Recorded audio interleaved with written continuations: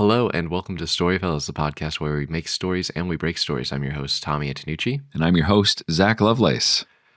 And this is a podcast where we take an hour and try to make up a story from some scrap ideas, some prompts, things like that. Zach, I thought we should start explaining what the show is because usually like maybe 5 minutes and you explain it, and maybe this is someone's first episode. It's a storytelling podcast. We both like movies, we both like to write, and this is an exercise of how quickly can we improvise a story and work through story beats. So if you're a writer or like movies or just like podcasts, you should listen, share it with your friends, pass it along to other friends that you might be who might be interested in. But it's a morning episode. If you can't tell from our voices, I've got my hot tea here. Got some English breakfast. Got my coffee in my Tommy mug.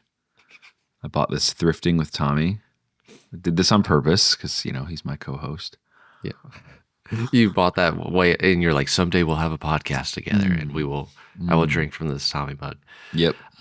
Zach, before we started into a conversation, and we thought it'd be good for the episode. But you're talking about. So, I was on Instagram Reels lobotomizing myself somehow at like 5 a.m, just and one popped up that really stuck with me. Out of I'm watching thousands of them, but one of them sticks in your mind. And it was about this is a girl, and she was just saying that creative people tend to take the ideas they care about most, or are most serious about, and they're equivalently their levels of procrastination are equivalent. So they tend to just want to keep that baby alive in their mind, never bringing it out of the womb into the real world. And I like what we do here as a writer because it allows me to be less serious about ideas. Less precious. And I can have that like third person point of view when I'm examining an idea and be like, is this actually good? Or am I just, kind of in my own thought tunnels? I think a lot of writers can understand what that is, where it's you're in love with an idea, you don't know if it's actually good, and then you share it with somebody and they're like, that's not as cool to me as it is to you. But this allows you to like really hammer it out, where this is an anvil and we just take this story, whatever it's going to be, and we hammer it out over an hour. And it's a lot of fun. I mean, if you do that with somebody that you enjoy and have good chemistry with, that's fun. If you find some sort of writing partner that is, or even someone just to tell the story to, and you find that nothing is really landing and they're not really playing with you, then they're probably not a good partner for it. But I raise my glass to you, Tommy. No, I agree. I feel like it's advice that you hear a lot of different places. I like the phrasing of that, but it comes down to perfectionism. It's about overthinking, which I'm terrible at because I always want to make stuff, and then I might even get it like 80% of the way there, and I'm just not happy with the quality of it.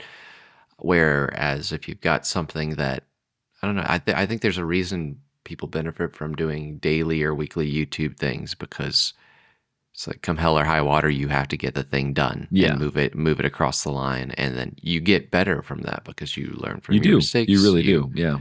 Done is better than perfect. And it's just something that I need to remind myself and try to work on, just because, I don't know, it's so easy to just be like, oh, this needs to be the top quality thing. Versus also there's this idea of, it's funny because I've been on a work trip and have been interviewing people, but I was talking to this one guy about social media, and he was just talking about how like you are your brand, like your life, like today, especially like in this kind of realm we live in, it's you are the brand. Like you don't necessarily want to separate yourself from it, which I think in the past I've definitely done. Like I've had like my website, my freelance stuff that is like kind of maybe has a photo of me, but it's just like, here's my work. Yeah. And then there's like goofy stuff that I've made that just lives on a channel somewhere. They gotta be smashed together, dude. They kind of do. Like because that's the thing, is like, there's like the work without me is kind of devoid of any like what makes this different. The factor is me. It's like working with me, like my perspective on things. And it's like, I don't know. There's one part where it feels like you need to keep your polished stuff separate from who you are, the wacky person. But really I'd like people to work with me because I'm wacky or something Oh like yeah, that. And they're they're going to like, get that version of you anyway. So, yeah. in person if they work with you, so they might as well have some idea of what's going to happen. Yeah, I actually recently took my own YouTube channel and I whittled it down to just the serious things. Hmm. And then because I've done something called Content Hole, Hmm. and those were just my funny video ideas, and Yep. those were on the same channel. And I was advised by a YouTubeologist to Mm. separate them just because Yeah. YouTube has a hard time sending that stuff out so algorithmically. And that's where we Yeah. get into a lot of problems where it's like, it's algorithmically, it's forcing me. I'm being forced by some sort of formula somewhere on a Google server Yeah. to be a certain version of myself, as opposed to you get me in a room and I'm going to be the guy like that is all of those things, serious and funny, I Yeah. guess. Don't want to call myself funny, but And I do think if you're trying to grow channels, then yeah, you kind of have to separate your stuff. It's more just the idea of like, as a brand, like your brand is like, oh, my brand's polished, but My I'm brand. fun, you know? Yeah. I have more special eyes. So it's something that I'm exploring more of, just like, I don't know. I don't know, this like fear almost, where it's like, oh no, if they see my silly thing, they're not going to take me seriously, Yes. even though my silly thing might like be the thing I'm most proud of. Like, you Oh know? yeah, and the thing that yeah is the most creative, whatever Yeah. aspect is shining through on that for sure. And that's one of my big things I lay at the feet of first time filmmakers and writers and stuff, is everybody wants to be taken so seriously that they want to write serious ideas, like they found some sort of truth that no one else has. Hmm. Like, oh man, being broken up with makes me moody or whatever, like as if we haven't seen that a million times on film. Like, being taken seriously is just being good at what you're doing. And so Hmm. if you are funny, or you want to make funny things, whatever it might be, then craft is really at the center of it, not um, being serious. Yeah, I know that sounds like I'm kind of saying the same thing, but serious subject matter is what I'm Hmm. trying to say. Yeah. You don't need to stick to serious subject matter. And oftentimes, actually, if you want to tell something serious, it's actually more palatable if there's humor to it Hmm. than something that's just raw, sad, or, serious all the time. I was Hmm. a tour manager. I've said this a couple times on the podcast. I was a tour manager at Campus Movie Fest, the world's largest student film festival. And I went all across the country and judged these films and brought them to some sort of national stage that they could compete in and stuff. And so helped hand out all these awards and whatnot. But the thing that I kept seeing was that kids who they wanted to make serious movies Hmm. all the time, and they were always the same kind of serious stories. Like, these kids thought they were reinventing the wheel, or inventing the wheel to begin with, or whatever. And then you go Hmm. to the next school and it's some other kid who's just like that, the bizarro version of them, Yeah. But the kid who I still remember, this kid who made a funny one at Georgia Tech, and Georgia Tech's not known for being a creative school, Hmm. but he was awesome. He made a film called "I Used to Chew Half Pieces of Gum," and it's just all his voice. It's all like monologued, but it's shot really cool. And Hmm. Dwayne Stanford, I think you're Oh getting a wow. shout out, Dwayne. This really really stuck with you. Well, yeah, and in an ocean of serious, like, oh, I'm going to make a movie about some sort of, we had like a social justice category, so you can imagine Yeah. a lot of those films, ended up clogging up the pipeline. But I good feel old like it's Dwayne. also like that's the downfall of early movies. And I fell victim to this. I was an early film student. Is that one? Yeah, I think it's because you're young. I think you're trying to prove that you're like, I can make something cool and Yes, serious. yes. Um, so they fall into that trap. And also, I feel like when you're young and you don't have the skills and resources, doing a serious thing is going to fall on its face, because you're the thing you're trying to prove, you don't have the skills to back up yet. No. So then it's like the serious thing where then like a 16-year-old's playing your grandpa, and Oh, it's yeah, like, that's, okay, well, cool. Like, where it's like, just lean into the funny, like, lean into the absurdist mhm. thing, where it's like, make it a joke that it's the grandpa, and like that is the joke, that it's clearly this can't be the grandpa, he's 16 Oh, years yeah. old. But all of that stuff is learned. They have to go through it, but it is funny that everyone wants to Be Yep. like, I'm going to tell the big moody thing. No one's told this story before, ever. Yeah. Big Moody Judy. Big Moody Judy. The movie coming this fall. Well, Zach, do you want to play a story game? You want to tell a Let's do story? it. Let's tell a story. All right. Well, you want to roll on my board today? Yeah, you're bored. Yeah, So for those who don't know, first-time listeners stumbled into this podcast, we roll dice digitally to determine certain aspects of the story. It forces us to be creative, makes it a lot more fun than if I just show up and want to tell my moody story about whatever. Nice. Yeah, it definitely. So let's roll for genre. How does that sound? Sounds good. Let's roll a 10-sided die. Rolling. Here we go. I rolled a 10. Nice. I was hoping you'd roll this at some point. Okay. Mockumentary. Oh, interesting. Great. Cool. So this will be interesting. We've not done anything like that before. But so for those who don't know, a mockumentary is just like a documentary, but it's fake. Like it's something absurd. The Office is a mockumentary. Yeah, Parks and Rec is a mockumentary. Parks and Rec is on the line. I feel like it's the Office at least told you that there was a crew, but they just Parks and Rec assumed the format. Yeah. Derivative. Pause the podcast because I have some opinions on this because it does bother me. Because The Office in the early episodes they acknowledge that they're like, hey, you're a film crew filming us, and then towards the end of The Office, spoilers, they acknowledge that a lot more. Like the show that they've been filming starts to come out. Yes.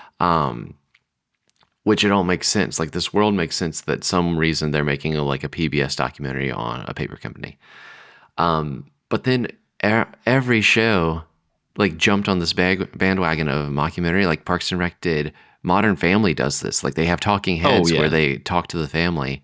Which is weird a little bit because they never acknowledge the camera in real life, but they do talking heads. Floating head thing, yeah. And it's like this weird thing that because The Office did it, people just kind of accept it, but it does not make sense in the world. Why? You just kind of roll with it, but it doesn't make sense why they would talk to camera. We don't understand why. It's just a format that people got used to, and that is funny. Don't get me wrong, because it allows funny. I do like they tease that in WandaVision. There's a part where she's talking to camera, and it's fun. I just think it's very interesting that it works because it narratively, if you came and pitched this 30 years ago, people would be like, why are they talking to the camera? It doesn't make sense that they would talk to the camera because there's not a narrative reason they would do that. People, the audience is aware of that now. We're such a media saturated company, especially that type of media.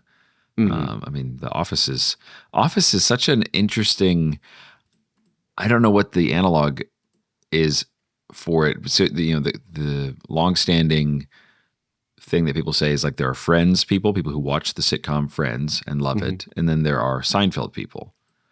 Now, I think that's definitely a 90s dated thing. We still watch these things because obviously you can stream it, whatever. So it still continues. But what is The Office to is it Community? Do you think maybe the contemporary show that was on that people would watch that they preferred rather than The Office? Yeah, because I feel like The Office is Friends. Okay. Yeah, maybe Community, although Community didn't last nearly as long as The Office did. No, I think it was 5 seasons or something. Yeah. And 5 seasons isn't a movie. Is that what they say? But no, it's just interesting. I got into a conversation with a mutual friend of ours about comedy tastes and how it tells you about intelligence. This is a whole other podcast, I feel like. So I'll just give you a brief overview. There's low wit, mid wit, and then high wit. Low wit being fart jokes, and the person just thinks it's funny and that's it. There's no irony to it. There's no layer. It's just, I think that stuff is funny. Mid wit is people who, and apologies if I'm offending you. This is just what I've heard. These are people who like The Office and they look down on, even though The Office is pretty high wit a lot of times. It's you kind of have to, the jokes are clever. You need to be thinking about it. But that's what they like about it, though. That's the mid-wit thing, is that they want to be clever. They don't want to be seen liking the low-wit stuff. The high-wit person is more like a Norm Macdonald, who is making low-wit humor, but he's making it Intentionally. intentionally, and with that level of irony around it. And that's actually what, sets them apart from the midwit. And so they can enjoy low and high humor being like Woody Allen or something, where it's like a really obscure reference or just a joke that's constructed in a really weird way. Anyway, the midwit people in the middle, and I like things from all three, don't get me wrong. But it's just funny that The Office, I think, actually is a midwit thing disguised as a high wit thing. Yeah, I saw an essay online where it was talking about how like they like tallied the jokes between The Office and Friends, and I think it was like double the jokes because Friends obviously has laugh tracks and you have to pause for it, which I still like. That's a good Friends point, and yeah. Seinfeld, but then because The Office just like trucks, like it's just more efficient. Like you can churn through more jokes because you're not waiting to be like, hey, this is now when you're supposed to laugh. Like you you either catch it or you don't. And that's sometimes the best part, is that it's like a passing line. I think the classic one that people reference in Parks and Rec is there's like chaos in the thing, and it was like the best line in the show, but it was improvised by Chris what's Pratt? his name? Chris Pratt, yeah, where they're like going through and he's like, they were like, we're going to point the camera at you, just say something and then we'll move on. And then they point the camera and he's like, hey, I typed your symptoms into WebMD and it says you might have network connectivity problems. And then the It's camera so moves. good, yeah. And it's like, and I've seen interviews with the writers, and they're like, it makes me so mad that the best line in the entire show was an improv line that Chris Pratt. But it's a very funny line, but it doesn't stop. Like Friends would stop for like a good 5 seconds to let you laugh at that. Totally. Where you just have to get the joke. Like it's quick. Like some people might not get that that's a joke if they're not aware of what he's talking about. Yeah, I mean, and that show, obviously, Chris Pratt is like, Kramer tier, in my opinion. To use my Seinfeld reference. Yeah, wacky guy that's kind of silly and not all there. Makes it incredibly funny. Like without Chris Pratt, you don't have that role and that Andy or whatever his name is. But anyway, so for those who don't know, mockumentary, that's probably the biggest, you're right, biggest mockumentary for people is The Office, like in terms of examples or whatever. So maybe we shoot for something like that. We're obviously in feature land. We usually do a film within our thing here. So I don't know. What do you want to, do you have any more things to roll for? Or are we just going for mockumentary? Well, I don't know. I guess we could just go for mockumentary because a lot of my prompts are clearly narrative based, but we could see if we could spin it. Yeah. Actually, let's, or if all goes south, I have one right here that probably could work, but if you want to roll a 10-sided die, we can see what we get. Let's take a look here, see what's happening. I got a 3. A 3. Let's see. Okay. I feel like it's funny because you could even take like a darker story, but if you put it in the lens of a mockumentary, it becomes funny. Oh, yeah. We'll try this. A young woman discovers she has superpowers in a world where heroes have long been thought to be extinct. Okay. Interesting. So I think we have our main character maybe, or maybe subject of the documentary.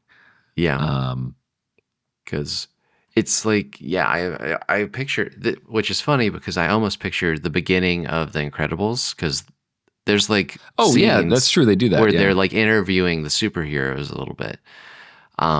Before they get all, and I think I was a little inspired by Incredibles, and clearly Incredibles is not them being extinct; they just all go into hiding. Yeah. But I think it is interesting if it's like, oh, this was a world full of superpowered people, and then maybe they died out, people killed them or something, and it's been like 50 years or something, and they're like, yeah, the supers are gone. Yeah. And then one comes out of the woodworks or something. That's kind of cool. Or they find her, in South America somewhere. Yeah. Just somewhere where they're far away. And so it's a little exotic. And I know we're not married to the prompt. If we find a cooler story that's based on this idea that's like, and we need to ditch the mockumentary, like I do like this idea. I think it's very interesting to like, so what does that? I like it, but I like it as if it wasn't actually real. And I know that's like the classic mockumentary thing, but the mockumentary, it's like another layer where this girl thinks she's a superhero. Oh, okay. Okay. Oh, you mean the superpowers are not Yeah, real? yeah. Okay. Um, is it so? Are we following? Is the girl the protagonist? Is the I guess Supergirl she the would be. Yeah, protagonist? I guess she would be in terms of the story within the story, or the story that they have constructed for us. Superheroes are kind of dying right now, or maybe trying to be reborn in some way post Thanos. I Yeah. think so. It's an interesting. You could probably fit this right in that landscape. I think the boys and other stuff like that is super cynical about superheroes now. Yeah. So this fits into that. Hmm. But yeah, I mean, I could see an ending where it's like, oh, they actually do exist. Like the whole time is like, oh, this girl thinks she's a superhero. Yeah. When, whatever. And then at the end, she actually does end up She's like having powers. she's just sitting in a room and then like she like sparks like fire and Yeah. then Michael Bay is what I've done and then Michael Bay music plays. Yeah. Michael Bay ending. Um no, That's I kind of think cool. yeah. I think I'm trying to think how do we tell a documentary of this girl if she doesn't actually have superpowers?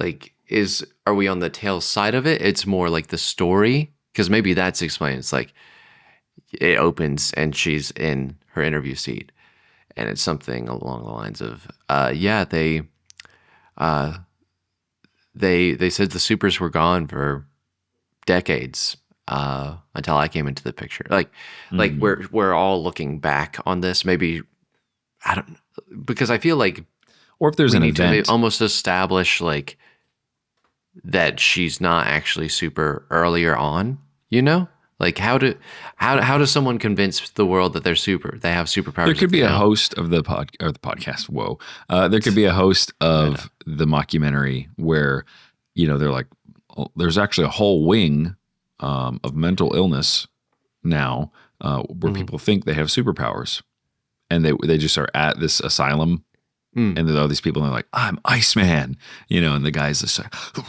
He's, you know, he grabs the ice cube tray and he's like yeah. hucking ice cubes at people. Yeah. I mean, it doesn't even have to be that ridiculous. I think it's Yeah. just um, this kind of post MCU syndrome. Yeah. You know, You know. I saw a meme the other day that was like a picture of Tony Stark flying, and Uh-huh. the head cam where it's like him Yeah. within the suit, and he's like, Jarvis, don't evacuate fart quite yet. Are you sure, sir? It's really Yeah. it's really potent. And he's just like, Leave yes, it. yes, Jarvis. So whatever. Anyway, that's not like a good line or anything, but Something I kind of want to explore a little bit is like, what if our protagonist was the interviewer? Like, what if we had like a host? okay. That's definitely very 'Cause- active, hunting the story down. yeah, because then we've got, and then like we have the host and we have the cameraman, and maybe we add maybe the whole story is shot through the documentary's lens, Yeah. or we come out of it occasionally and we see the cameraman. Yeah, we might see like Um, news footage and stuff like that. Obviously, classic documentary stuff. Yeah, but I was thinking if we had a character that, like from Supernatural, like Glass, like how he is like adamantly wanting to find like talented, superpowered people, Yeah, yeah. like someone who's almost obsessed level. Oh, you mean from Uh, Unbreakable? oh, what did I say? You said Supernatural. Oh yeah, not Supernatural. Unbreakable. Sorry. Yeah, Samuel like, Jackson's character from Samuel L. Unbreakable, which is a Jackson. great Like movie. yeah. It's sad Superman. Yep. He's trying to discover people who have abilities, but he's basically obsessed, like to obsession level. What if we had this woman and this? Okay, we keep going back and forth a little bit here, but there's like a guy, like a scientist guy, that's like, I have a gene test that tells me whether or not somebody has this gene Yeah. that contains what I think is a superhuman gene. And he's like Mhm. laughed at by everybody. And he just goes around interviewing people, and he finds people, and he's like, you, sir, have the superhuman gene. And it's like people that submitted online and whatnot, and they just go and interview. So he's kind of the talking head, or the host. And Yeah.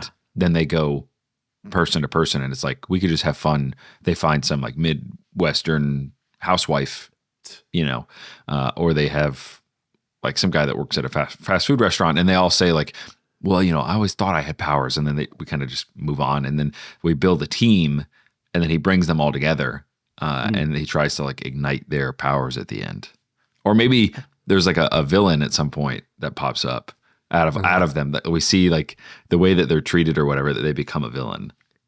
I think that's kind of cool. Like I like the idea of like we have this protagonist that almost means well, our interviewer, but they're kind of like take things too far and maybe incite some incidents. And I think it would be interesting if like, yeah, he collects like 8 people and maybe 2 of them actually like it's clearly through the whole movie. It's like, this guy's crazy. Like nothing's happening. These people aren't doing it. And it would be funny to do talking heads with these people. Yeah. It's like yesterday. I'm trying to think of the name of the filmmaker, Mark, the documentary guy. Do you want to do that? Oh, sure. I thought you were asking like a real person. No. I'm just saying like his name is Mark. Sure. He's like he's the host of this documentary. It's just like a talking head of this guy. It's like, yeah, yesterday Mark tied some ropes to my arms to see if I had stretchy powers. It hurt like crap. Yeah, just like pulling them or something like that. No, I like that. I think I'm going way more less cartoonish. Okay. More, and it's like not that isn't funny, and like you could push it into that direction. But I think we're gonna move towards like it's gonna be mockumentary in the sense of that it's fake, and it's clearly fake. Like this is not a real documentary in real life, but it might not be humorous. I think it's going to be almost like Chronicle. Chronicle. Do you remember that? Yeah, movie? I remember that. Yeah, where I think it could still be funny. And I think it probably because it's basically looking at these people whose lives. The joke is that these people's lives are boring, and they responded to this web survey and like sent in their spit to be tested. And they think they're special. They want to be special, yeah. Even though these are like the least special people that you've ever met. That's cool. Like I think that can be funny and a little like sad, pathetic at the same time. And exactly. Like you let the camera linger, kind of thing. I think one of them should be a cosplay girl. I think that's funny. One of them should definitely be like a fast food guy or like a trucker, or maybe those are 2 different characters. Yeah, I like the 2 different guys, like just like a trucker dude, just a normal trucker dude. I like the idea. This is just me pulling stuff off the top of my head, that the trucker guy is actually a twin, and his twin died not that long ago, and so he has him in an urn that he just drives around with him. Kind of sad, kind of funny, but that could come back in somehow. That could come back into play. But he's like, if I had the power, then my brother had to have the power too. So it's like he's very convinced. Yeah. But the whole thing is Dr. Mark. I imagine our Dr. Mark is something that he's, maybe European or whatever. We give him some like, Werner Herzog-y kind of feel to him. And he is going around and he's like, I tested you and it says here you have ice powers. And he's like, he reveals to them the test. And so the test results or whatever. And it's like, they know that they have powers, but he's there to like help them and coach them and take them through certain therapies to see if he can, bring out these latent powers. Yeah. Let's give him a last name, because if people don't call people Dr. Mark, I was thinking I'd search some German names, last names, Becker or Fischer. Hitler's a pretty popular one. Gosh. Becker. Becker's great. Dr. Mark Becker. Yeah. Dr. Mark Becker, the host. I like that. I think it's cool. So like maybe he has a facility, like he has a place that he's testing, and that's where this is being filmed. Or maybe he's flying them in. Yeah, exactly. Like he has some place. I do like the idea of seeing them in their element though. So maybe he goes out and he finds all of them, and then they all come back. Yeah, I think, maybe that happens like midpoint. He brings them all places, because I think it would be really interesting to see them in where they live, and him doing some minor tests there. He's like, I'm going to ask you some questions. Well, he needs to observe. I need to observe your surroundings and what is that you do, and see what is around you. And so he's just taking in data. You know, it's like him, and then maybe he has an assistant that never talks, Yeah. that has like Geiger counters and other types of who knows what type of things, and it's just getting into people's business. Doesn't speak any English. You know, it's just some like super skinny German guy. Um, yeah. I'm looking at German names. German Hans, you know, is a classic one. German man names. Oh, that's Hans. Hans. He We could do handles the Hans. equipment. Hans. And he's just like- Hans. Yeah. Yeah. The So assistant. he's the assistant It working would on be his. cool. Like I don't know. My mind immediately goes to Hans has powers, and Oh, it's yeah. like you kind of think that Dr. Becker is crazy and kind of dumb this whole time, and then it gets revealed that Yeah. he's not. Like he's actually seen this before. Yeah. Um, I think that's cool. I think that's cool too. But I think you can have some fun and games at like the trucker's house and stuff like that. He's like, is this good? Like he's got like a barbecue stain on his shirt. Yeah, he's got like a big that. gut. Yeah, And he's like sitting down. You can't see his face. He's like, oh, yeah. Could you tell me how you feel special? How you are Yeah. different than other people? He's like, well, I can eat like 4 hamburgers in one sitting. Yeah, and it has nothing to do with what his powers. He's like, Hans, track. write that down, Hans. Yeah. And But yeah, I I do like think that. keeping it the facade of like, is this real? Like, is this like not like it for the audience watching this movie, but is it like, does this exist? Because maybe we just scrap the thing that superpowers used to exist. Because I think that I think so, ups yeah. the level of crazy. Totally. Mark. You could probably convince some people that this was real for at least the first hour if they're going around. And I mean, you just hardcore play into this idea that like this guy thinks that human beings superpowers, you know, they were in our past before. It's in our genes, you know, or if there is, the evidence is in our genes kind of thing. And so he goes hardcore on that. And yeah, I think that's ripe for the picking. Yeah. I have a scene. We're kind of going out of order, which it's like weird because it's a documentary. So like clearly they're like, we almost have to find the arc of the story because he's interviewing people at their house. Eventually he invites people. He's Back like, to the after months of facility. meeting with these people, I decided I'll bring them all under one roof. I like the idea of there being a scene of him like in the break room. Like he's like making coffee for himself and he's talking to camera, explaining, he's like, the tests are going well, blah, blah, blah, blah, blah. Yeah, we've not seen any major. And then there's like just a big crash and there's like, him and his assistant run into the room and like 2 people are dead and there's like a giant hole in the wall. Like it kind of like the bad guy kind of gets released. Yeah. Yeah. I don't know. I don't know how to fit that in perfectly, but that's kind of the point where everyone's like, yeah. Oh, is this real? Is this an actual thing that's happening? I think that could be kind of cool. That is cool. I think it has to be a big set piece that then ends with somebody using their powers and in a catastrophic way. And yeah, I think that would be, you could cut to like news footage of the facility burning or something, you know, whatever it is. Yeah, or either that or the big reveal is when Hans reveals that he has some sort of powers. Because I think that's the turn. There needs to be some like distinct turn that basically says, "Oh shoot, Dr. Becker was right." Like this, he knew what he was talking about. For sure, the setup the whole time is Dr. Becker treats him terribly, and he's just doing it for college credit, you know, or something like that, or maybe it's his cousin or something, or nephew or whatever. But he's getting constantly demeaned, and he really wants to have superpowers.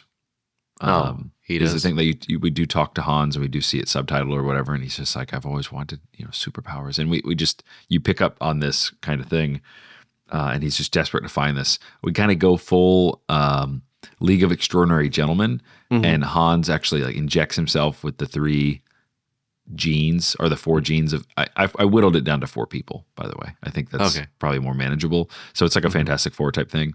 Yeah. And so he gets all of them. And that's kind of a classic bad guy thing, is like Mimic from X-Men has all of the powers. I think that happened in the Fantastic Four second movie where they kind of scramble their powers or whatever. Oh yeah. But then he kills Becker. And then the team has to like get together and actually fight him. it would be a little extreme, We've but we've jumped the you, shark at that point, obviously. well, or I'm not saying even that. Like I was gonna say what I was gonna pitch because I like a good genre shift. If three-fourths of the movie is mockumentary, Yeah. and when Becker dies, we come outside the camera, and then it's like it's like the Mm, cameraman and like the yeah. people. Like that would be like really trippy in a way that I would really like. That we're like, That's oh, cool. we broke the movie. Like we are outside of the documentary now. We are Yeah. like in the Now, do you mean like excitement. mega ultra realistic documentary at that point where, you see like news footage of it happening? Like you go that real where you kind of break the wall, but you break the wall within the documentary format, like realistic ways to portray this stuff? Or do you mean you go straight cinematic at that point? I was almost saying like you go cinematic. Like Okay. it's like there's like this like when things are breaking bad, the camera you see the Yeah. cameraman from the lens like running and like him hiding behind something, and then we come out cinematic, see the cameraman like breathing heavy, and Yeah. then like he's like with the other test people. I like that. I think that's kind of cool because it just completely shifts the movie of like, oh, now we are in this like weird suspense action thing. Yeah. And maybe we don't make it that the thing's big and escapes. I think that creates like none of these people are trying to catch this thing. I think they're trapped with the thing, like in the facility. Yeah. Whether that's Um, Hans turned or some other thing. yeah, It would make sense as well for Becker to become the monster at the end. yeah, That is very League of Extraordinary Gentlemen, where it's like, I assembled you so I could destroy you, put you all in one yeah, place. yeah, Or I guess it was to take your powers and then kill you. yeah. Um, I but think yeah, having one person. Yeah, I think we need to explore. Is it Becker? Is it Hans? Is Hans still the good guy? Does he try to help the people when Becker goes I wild and kind of like crazy? that. I kind of like that. It makes more sense for Becker to be the one obsessed with having powers and not being able to have them. Uh, And he like specifically, I leveraged the power of the internet to grab people. Um, I like. Okay, so let's round out our roster here. We have our yep. trucker guy. Let's call him. Um, hmm, let's see. Ted, Trucker Ted, Trucker, We haven't stumbled on uh, names in a while. This is good. Dallas, I like Dallas. Dallas is Trucker good. Dallas. We have Yep. our cosplay girl, Yes, cos Sabrina. Sabrina, the teenage witch. Yep. Yep. That'd be funny. She cosplays as Sabrina the teenage Yeah. witch. Yeah. She's like, they're like, you can cosplay things that aren't your name. She's like, what? Whoa. Uh, I, Trucker the Dallas this cosplays. the psychic gym leader in Pokemon Red. I'm Sabrina. Uh, I feel like a bag boy that's kind of younger, like 19. I like that. Bag boy. Or like Busboy. He Oh, bus works. boy. I like bus boy. Works. Just like, yeah, he's just works at a, I like that. They all have like their things. It's like trucker, cosplay, artist, boy. whatever, and then busboy. Bus boy. Let's call him Ryan. Ryan with a Y, like Yeah. Jack Ryan. Yeah. And then you said artist. Oh, I was just saying cosplay artist. Just What trying to give her a term. I was gonna say like some successful finance guy, but like you said, I think only people who would be wanting to be important would Well, like you could go do to it this in thing. like a Wall Street guy who's like, I did this as a joke. Oh, but would he stick around? Would he like really? I get. It's when the crew showed up. I feel like that you could play into that. But he would be like your hothead guy who's like, I'm not really, or Wolverine-esque, where he's like, I'm not with you losers. Yeah, yeah. He did it. He's like the friend. He's like a suit guy, but Yeah. like kind of like a cocky suit guy. Yeah, He's but just then like, you yeah, pull like, him in, and it's like he's like a Bitcoin trader or something. Or no, yeah. he's got to be a little bit more formal than that. I think Was that it? could easily be Uh, more of an at-home kind of thing. I do want him to be maybe an insurance guy or something somewhere Wall Streety, where they like he would have a bunch of other suit guys that would be like, you sign up for these losers. They're like jockey Yeah. kind of esque. I think he's like a wonderkin. Like he's rich but young. Like Okay. he's like early 20s, but he like maybe comes from money. Well, and, he's just like made a high money. frequency trader or something like that. It's just a broker, like a Wall Just a Street broker. guy. Okay. We'll call him what about Wallace? Wallace is good. I like that. Wallace and Gromit, big fan. Wallace. Yeah, I like the idea that he doesn't really take this seriously, but he also is like interested enough that he keeps staying, I while like the others kind of take it seriously. 'Cause yes, it yes. almost adds this He's taking dynamic it where as a vacation type yeah. thing. What is it? Wallace and Dallas sound too similar. I'd rather change Dallas than Wallace. Okay, trucker What about Dell? DEL Yeah. L Yeah. trucker Dell. That works for me. And then we have Hans. I think we should name the cameraman too, because I feel, or Okay. like the crew. But there's probably like two crew, like an audio guy and a camera guy. Yeah, that's fair. Camera guy. I'm gonna just name. They could go unnamed. I mean, honestly, That's true. That's true. We I can think leave they them can be unnamed. characters, but they could literally just be camera guy and sound operator. I think that's fine. Yeah, I like Dell a lot. In my mind, he's like, my name's Delton Frisbee. Your name is Frisbee? Oh yeah, it was a real name. They're like, are you good at Frisbee? He's like, no. Oh no. Oh no. That's the first thing everyone asks me. Yeah, I like that. I like this cast of characters. Oh, then the girl, we had her Sabrina. What does she cosplay? Like, what is her thing? I think it would definitely play into like her power kind of situation. I agree. Like whatever she would. I mean, actually, shapeshifter could be kind of her thing. Let's see, Sabrina. Yeah. And then the last guy was Busboy. Ryan. Ryan. Cool. Because I feel like Ryan is like the busboy is kind of maybe the least confident. I feel like Dell is just kind of the trucker and he's like, oh, okay. Like he's kind of there and he's just like not sure, but he's like on for the ride. I think he's our tank. He's our tank for sure. Yeah. Sabrina is like about it. She's like, yeah, like if I could actually have powers, that's that would true. be awesome. We can make her like mega nerd, aware of, meta references. Yep. In terms of, in Fantastic Four number 148, a nihilist comes out of the negative zone, and he brings with him, brood and blah, blah, blah, blah, whatever. And I think Ryan, the busboy, is there because he likes the idea. He wants to be important, but he's a little like shy. I think he's dumb too. Like he's just, I don't want to say ambitiousless, but aimless. Like I mean, a little bit. He's an underachiever maybe, and his parents are just like, when we learned that he could be a superhero, or whatever. And then Wallace is there as a joke, basically. Yes, he's there for like the I'm breaking the fourth wall. They're making a movie about me. Yeah. Yeah, and he even says that in a talking head.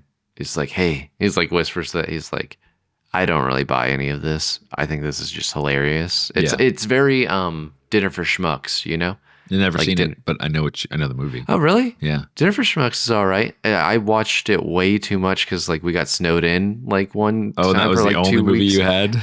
It was like, well, I think we like rented it, so we ended up watching it like 5 times, and I was like, oh my gosh. But it's like hyper rich people invite like weirdos to the party, but they're not saying like they're not telling the weirdos they're weirdos, but that's like they're doing point it to of make the fun party. of them. Yeah.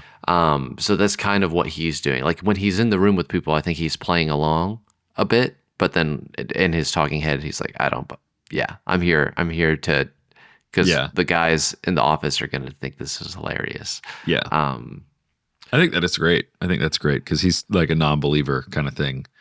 Yeah. Which I don't know if all of them actually get powers. I kind of think it'd be cool if one of Hans or Becker get powers and become like a bad guy or a monster, and one of them gets powers and actually like stops and saves the day. That's cool.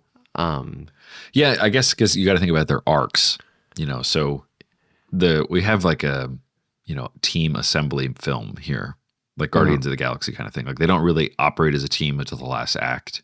Yeah. Or I kind of feel like Wallace dies. It's kind of almost feels like he's being teed up to die. Oh yeah, a little bit. I don't know. Like it's I feel just like he's the one who comes in and like the person who's least likely to take it seriously is the one whose powers actually manifests, and he actually has to take it seriously. That feels like the good arc for him. I guess that's fair. I'm trying to figure out like, are they all our protagonists? Because Like, or are we paying more attention to one than the other? Are we like really paying attention to Yeah, I Wallace? think no, not till he pops off. Um, Gotcha. I think there's probably room for a romance Mm. between Sabrina and Wallace. I'm assuming they feel like they're probably around the same age, although I don't want to make them all super young. Like Delton feels like he's in his 50s, the Del. trucker. Oh, Delton. Oh, Yeah, Del. so Dell, yeah, he's just like, man, when I saw this pop up on my feed, I just knew I needed to do it. All right. Which one of these four do you think should die? Because it feels like one of them should die when things get bad. Like, like one of them, or we can make none of them die, but it kind of feels That's a like, good, yeah. I kind of thought that Hans would be our, if Becker is the bad guy, and then Hans comes in, he ends up being the one that dies. hmm I kind of like one of them having the power to regrow or regenerate. hmm So okay. maybe it's Ryan, busboy.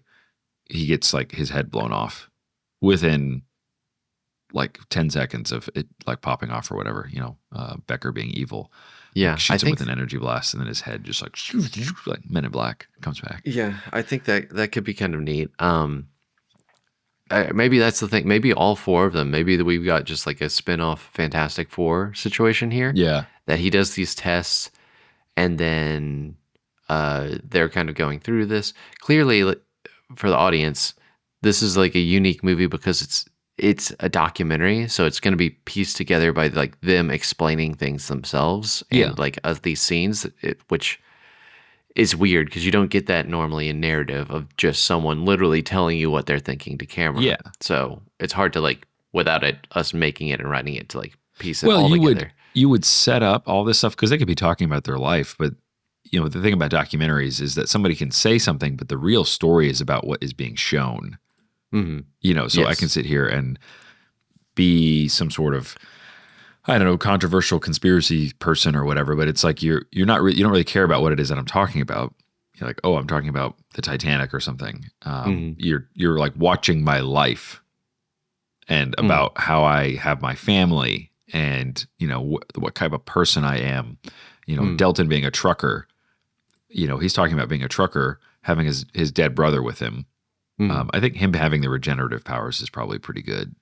There's something weird there about he has a dead twin, and it's like his Yeah. twin was really just the other version of him, Yeah. in the Yeah. womb. So you can set up like secretly what their powers are. Yeah. I By was thinking certain things like Sabrina being a cosplayer. Okay, shapeshifting, that makes sense. mm, I like the idea that he could be the regenerator. I think having a regenerator could be cool. Sabrina totally makes sense that she's actually a shapeshifter because maybe she doesn't cosplay as one thing. Like she's basically like an actress in a sense. Like she's always putting on different Yes, looks, yes. and her being able to do that. The other option for Dell could be like Gara from Naruto esque, where he like controls the sand and it protects him. Like Mm, that'd be because he has like the urn. That'd be kind of weird, but like he yeah, can like manipulate like the ash and the sand to like that's kind of cool. move through the air. That could be kind of neat. Uh, It depends but on what kind of battle you want to have. Because if Becker has injected himself with all of these people's powers, you have to wonder what it is that he becomes. yeah, Um, um, and he could be like the fusion of them, or he could just have his own bestial, that or he maybe just that's what uses it it adds. somehow. Yeah, he uses it somehow to awaken some gene Yeah, in him. his own. He's like, I have the gene in me. This test was, yeah, the test was I in first quotes for tested them, but it myself. was, Yeah. yeah, yeah. But yeah, I think he kills Hans. Maybe Hans even like sacrifices himself because maybe he's like a decent guy. Like he Yeah. genuinely wanted, for the sake of science, to study this, where Becker, for the sake of power, was studying it, and he sacrifices himself. Maybe in the event, the high stress stuff, that's what kind of kicks their powers after all these tests. It's very Deadpool esque. It's like we need to stress you to get your power to That's activate. true. Yeah. Yeah. I mean, that's even kind of Unbreakable, where he was Yeah, doing these crazy, Samuel L. Jackson's character was derailing trains to try and find one guy. yeah. Um, And so then yeah, he Dell puts them can. in a scenario that it's like not real. Mm, That's actually kind of a nice layer of mockumentary where he sets up even a whole scenario. And I kind of like that almost better than him being evil. Yeah. Is that he sets up a whole thing where he's like, to fund this movie, it's kind of like Back to the Future. He's like, I borrowed money from these Libyans or whatever, or he borrowed, for whatever reason, like terrorists show up. You know, Okay, they were yeah. part of the funding of the film because they thought they were going to get whatever. But that's actually fake too. Okay, yeah. Okay, so maybe he's kind of a bad guy in how he handles things, but he's not a bad guy to the point he's a monster killing people. Yes. I like that. I think that's interesting, and maybe that could leave some room that one of these guys becomes the bad guy and leaves and like kind of becomes the villain because of this process. That could be something we explore, but I like the idea of like this high stress things.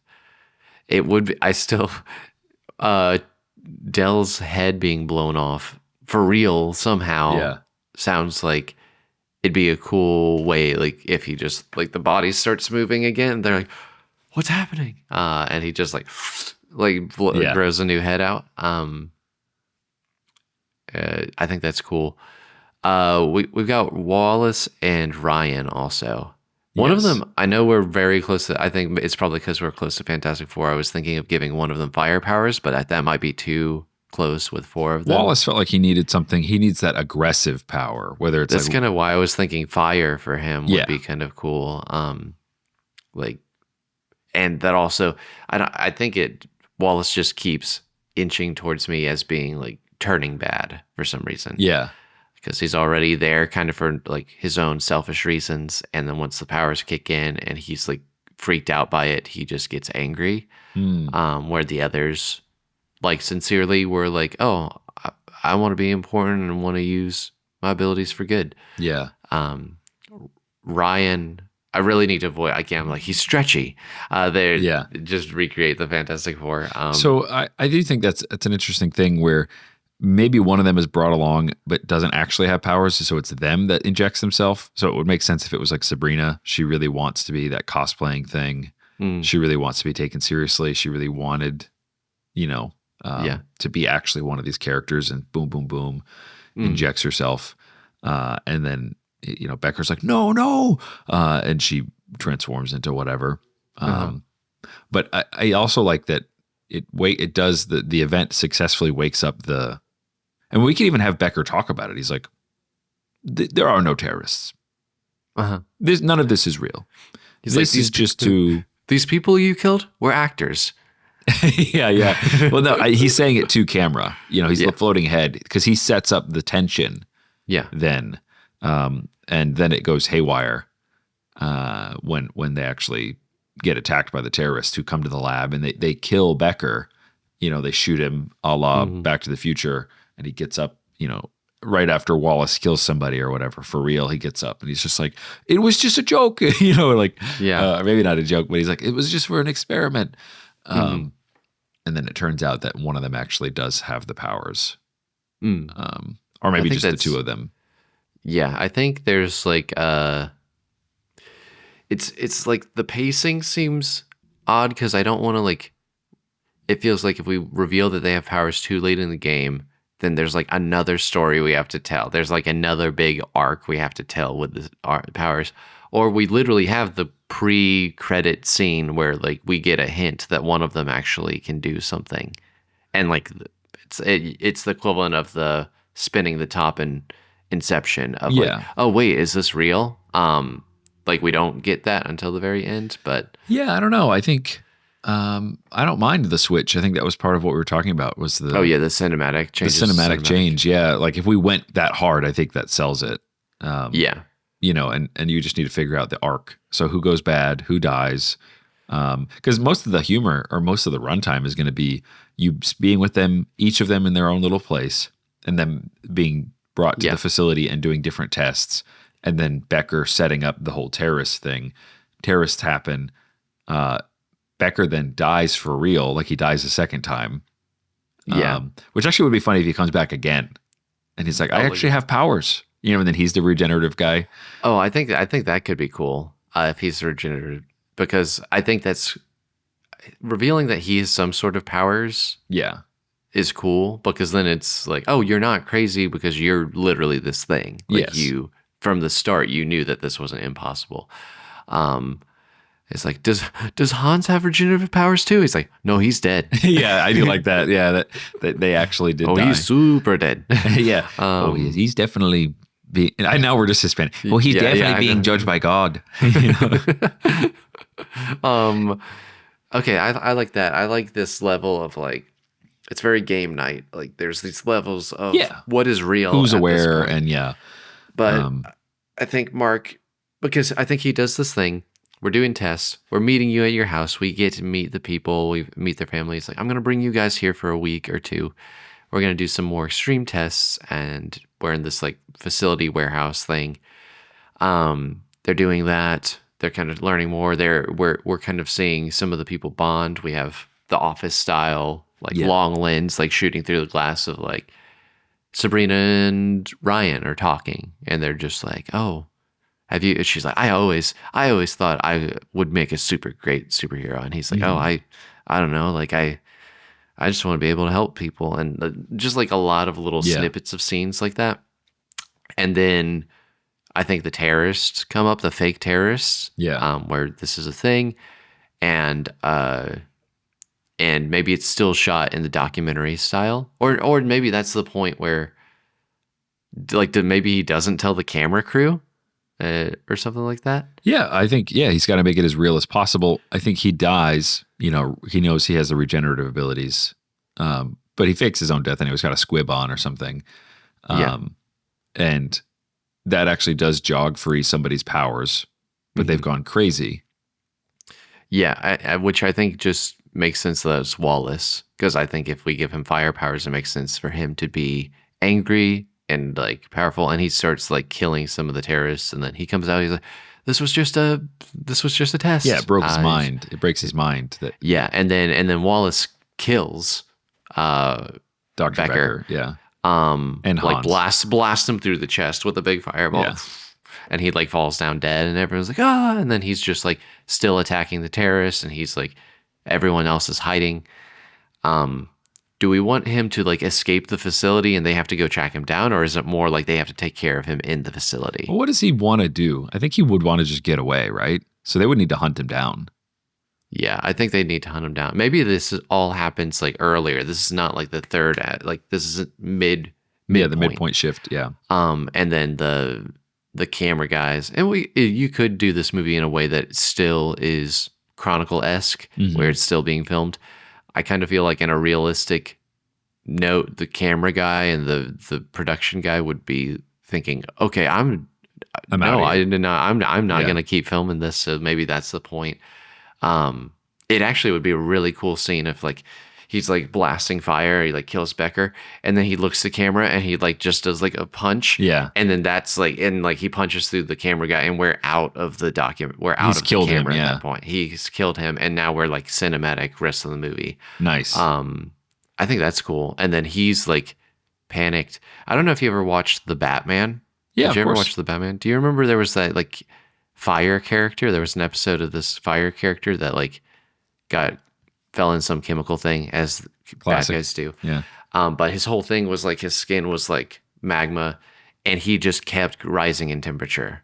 And like he was just trying to wander and like try to go home and stuff. And like, but he like kept getting so hot and like would go supernova, and like he would just, it just like would perpetually go up to the point that he would just melt things as he was going around them. I haven't seen that one. No, but still cool. But I think I feel like that kind of vibe of like he just keeps like getting hotter and more dangerous. Like he's like a bomb that's like getting more and more dangerous as he's going. And then I think he's like runs off, because that's perfect, because he's the guy who thought this was a joke, and the other three were like, oh, it'd be cool. I kind of want to help people. It'd be awesome. Like this is where they step up. They actually like use their powers to help. Yeah. Either that or, if it's not him, the person who really believed it was real, and then they find out that it wasn't. Do you know what I mean? Like that would be, on that? That would be a better motivation. They would do things out of revenge at that point. Because they had something taken from them. Oh, okay. When you say they thought it was real, do you mean the powers, or do you mean like the terrorist situation? Well, I guess, yeah, just within the terror situation. No, that doesn't make sense. But yeah, just the powers thing. So it's like the whole powers exchange happens. Everyone's just like, whoa, whoa, whoa. And whatever reason, Becker breaks it. And he's just like, I'm not actually dead. Yeah. This was just a stress test. And then it like turns over to Sabrina and she's like shaking, Mhm. and she's like, it was just a test. It's not real. It's not real. Like none of this is real. Like, so Mhm. you're just making fun of us, whatever. And then she starts Okay.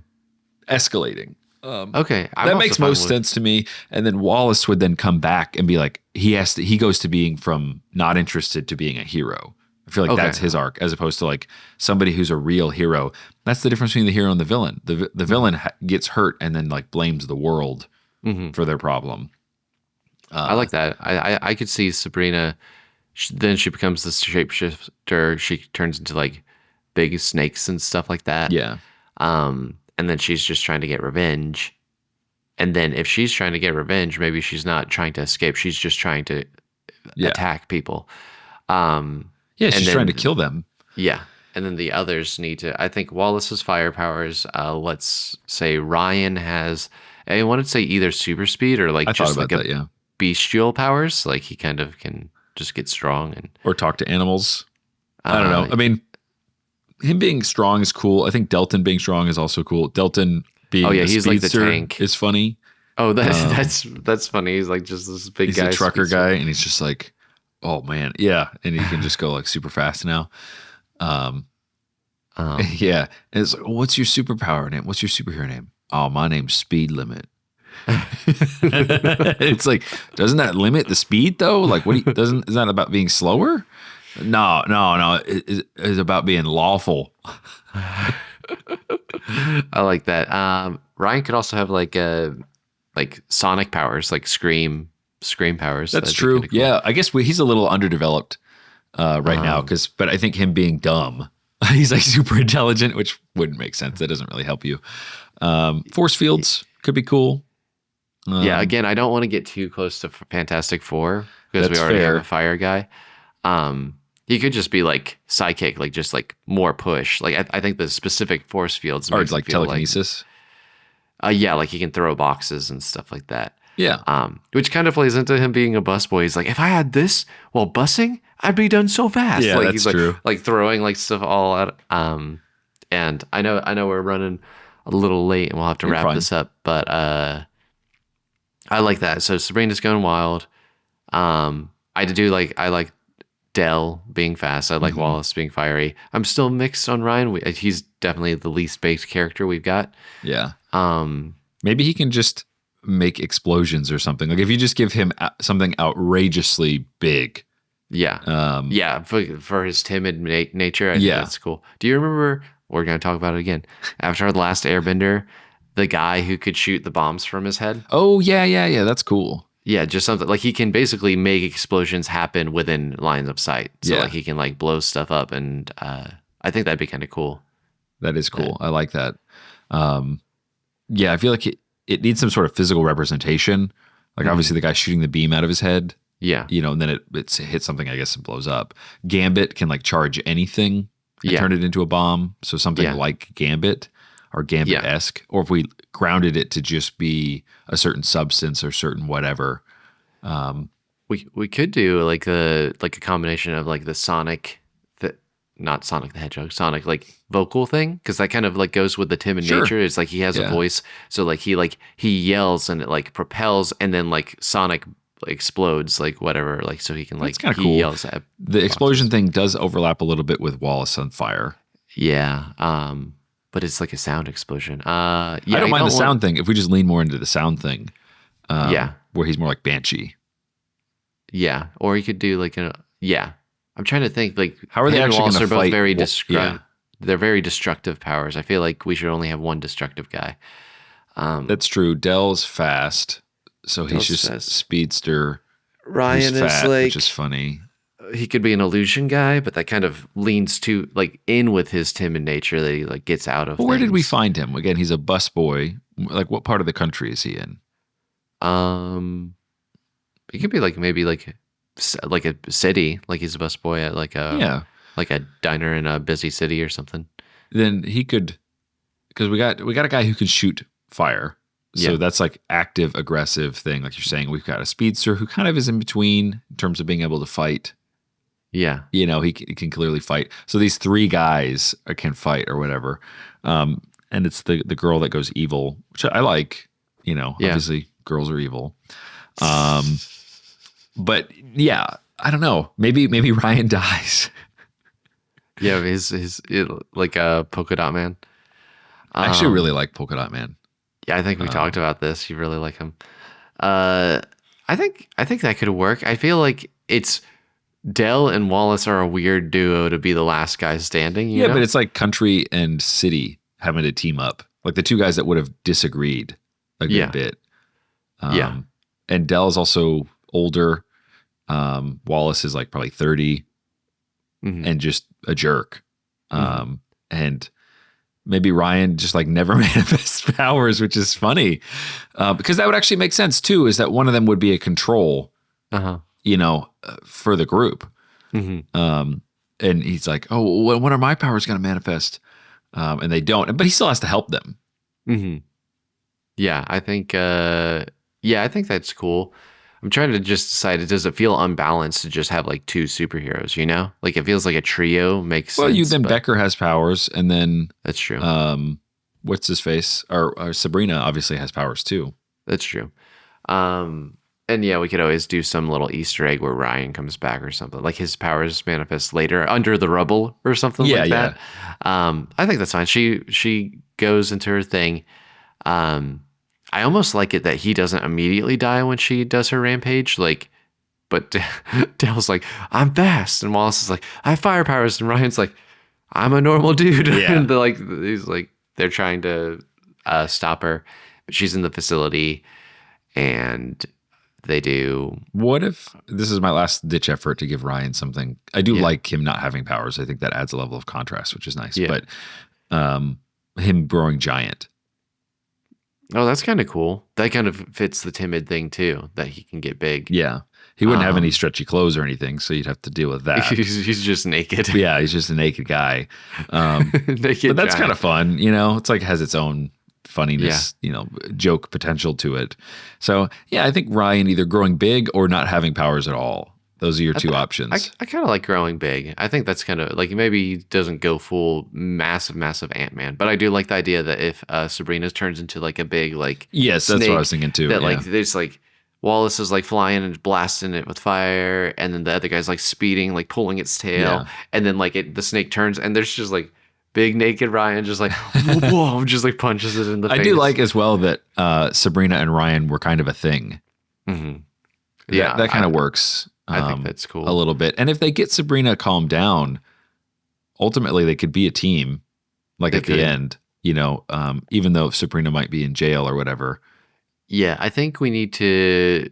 Well, I don't know. Like if they're like doing this undercover thing, that let's talk about the beats of this. They're fighting her. We have to deal with some self-doubt that she has, that she had since the beginning, and that's where Ryan's like, hey, no one's making fun of you. Something like we can be the superheroes. We can be the heroes, and like talks. I think down. Wallace says that because that's Wallace changing his thing where he's like, we are a team. Like, I'm sorry. Like, I'm sorry that I said that, you know? Cause she confided in Ryan or somebody or to the camera or whatever. It's just like, I'm afraid that people won't like the me underneath. Yeah. Yeah. And it's like, it's time to be the real you. Yeah. Which could be a cool little line. I think they talk her down and she's like, oh man, I killed these actors and the cameraman. Becker comes back to life though. So he's like, you know, oh, they were just, that was all fake. That was all special effects, honey. Don't worry, you know? And he's just trying to tell her like, and then to the camera floating head, he's like, they were really dead. I have to actually pay a lot of money to pay off their families or whatever. Yeah, he's like, he basically, because of him, it sweeps under the rug. She doesn't go to jail because clearly he's doing this secret experiment situation. But then we kind of have like, this is the origin story of this team. Yeah. And like Dr. Becker is basically the Professor X, he's the leader. Zordon or whatever, like the lead guy. That I like that he's regenerative because it's like he has powers, but he's also not like, It's not super active, you know. yeah, he's not like out there like fighting crime with it. Mhm. But then the movie ends with him finding this team, Mhm. and he's like, all right, this is where do we begin? And then we have this team of 4 and Yeah. him.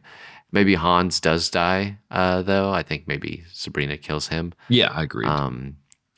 But yeah, The movie at the end is like in memory of Hans. yeah.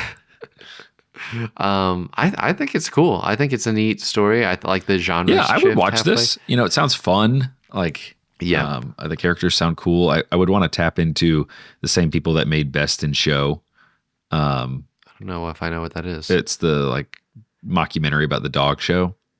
Oh, I've not seen that. And it just goes into all these contestants, and they all have their dogs, and the dogs like reflect them in some way, but it's all improv, you know. Mhm. It's the same people who made Waiting for Guffman. I've not seen that one either. Or This Is Spinal Tap. No, You I ever don't seen know Spinal any Tap? of these. Okay. Anyway, so they're so funny, and that way that they do it. Oh man, and they're older now, so you maybe just pull a few of them in to be like Becker or somebody. But yeah, that's the tonally what I'm shooting for. Yeah, I think we do this. We go to the cinematic mode, this scene, and then Dr. Becker's like, all right, where do we begin? And then it cuts to black, and we come back. We end with like one more documentary. Like they're finishing the documentary. I think you play this as like a recreation. The cinematic thing, you kind of retell it where it's like, oh, and that was just, and what you've seen in this film was a recreation of the events that happened. So you don't even really know exactly what happened. Okay. I think that'd be funny. And he's like, and this is our debut as insert team name. Yeah. Or it's like there's some level of subterfuge where, well, now he clearly wants to do that. I was thinking he ends it. He's like, yeah, so the experiments weren't, like, it doesn't make sense for him to say they weren't a success, because clearly he's filming this because he wants to announce it. So yeah, I think debuting the team, yeah, that's actually kind of cool in like a meta way that we want the mockumentary to be, is that the mockumentary itself within the world is their debut as a superhero team. Yeah. Yeah. It's kind of the I am Iron Man line. Yes. Yeah. We are blah, blah, blah.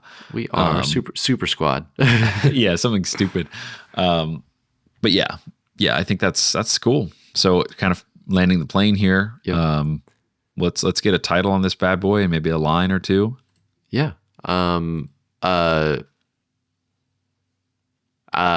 Something's just off the top of the head, like Searching for Supers is kind of feels documentary. That's true. A little bit.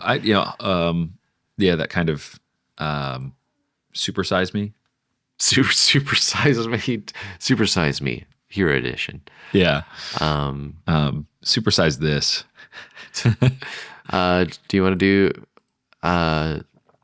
or The Search or something like that? Searching for Supers kind of feels like a documentary title if we wanted to. Yeah, something or like The Power Within, which is like such a trope. I feel like that feels too like therapeutic, like self-helpy. That's fair. You know? That's true. You want to let people know it's about, but I feel like it would just be the team name. Something Force. Something Hidden Heroes or something like that. Something Force. I could get behind that. I feel like because the documentary is definitely like this. I guess it is like about this assembling the super team. Yeah. But yeah, because then that would be the title card smash at the end. And that's kind of like Fantastic Four, the bad one. We're like, say that again, and they do the team name at the end, Fantastic Four. Fantastic Four. I feel like it would be something sarcastic that Wallace would name them. Okay. It's like, what are we, some kind of Suicide Squad? Are we in a live squad? Yeah. I think trials is an interesting word that could be good because of all the tests that they're doing. I like Something that. Trials. I like that. And I like, well, maybe we could have given them a better name, but maybe the Becker trials. I like the Becker trials. I think that sounds good. Cool. I feel like that kind of sounds works for me. Interesting. And it kind of straddles the line. It's interesting without being, totally telling you what it's about. And you could do a trailer that would make it look like it was about enduring the trials. And that would be fun, like watching these normal people kind of be subjected to crazy things. And then it shifts we're hiding that in the marketing, which I think is cool. Then yeah, we end every episode with an along the lines, which is a line that's taken from the movie that a character in the movie would say at some point. Typically very Zach, thematically oriented. Yeah. I try to do funny lines, and Zach's like, that doesn't have anything to do with the theme. Yeah. Well, I mean, I don't mind that. We thought of a couple here where it's like, I don't know when he would be asked, but Delton gets asked like what his superhero name is, and he says, "Oh, speed limit." And it's like, yeah. Like, how fast can you run? He's like, I've not been on any roads higher than 70. Take me to the Autobahn. Can you run faster than that? Take me to the Autobahn. Let me see what I can really do. I really want to rip. I mean, that's all fun. That's all fun. And those are lines, obviously. Yeah. But I think where we might want to hang our hat is on Sabrina early on, talking about like, why are you into cosplaying? And it's really related to like kind of her fragile nature. But she's like, I don't want people to, I don't like the me underneath. You know, I can actually, or maybe not liking the me underneath, but saying something to along the lines of, this is the real me. This allows me to show me, but louder. Something like to that effect. I'm workshopping it right now. Yeah, no, it's all good. But yeah, I think speaking to her, she is the shapeshifter, which makes it like she is not comfortable in her own skin. Yes. And that's why she does cosplay. And she's like, I don't something like, I don't feel like me without the mask. Mm-hmm. Nobody cared who I was until I put on the mask. Yeah, she's actually Bane. The whole time, actually. That's what's been playing in my head. It would be funny if she cosplayed as Bane. And it's like, that's a very weird choice. Yeah. Like the she's like, I'm female Bane. Yeah. I'm Lady Bane. I'm Lady Bane. Yeah, I think she Time to go mobile. Could say something in the middle of the trials and say like, I really need this to be real.